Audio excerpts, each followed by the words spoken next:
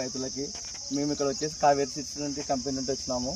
ఇక్కడ తుగర్చేడు గ్రామము కృష్ణగిరి మండలంలో ఉన్నాము. ఇది వచ్చేసి మన నడిపి దస్తగిరి అని తుగర్చేడు గ్రామంలో ఆయన పొలంలో ఉన్నాము. 1 ఎకరాకి కావేరి బంపర్ నాటినాడు.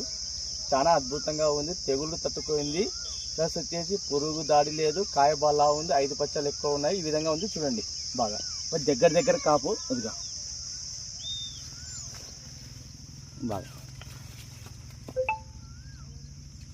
బాగా లావు ఉంది, 5 పచ్చలు ఎక్కువ ఉన్నాయి. ప్రతి చెట్టుకి ఈ విధంగా ఉంది బాగా. ఇప్పటికే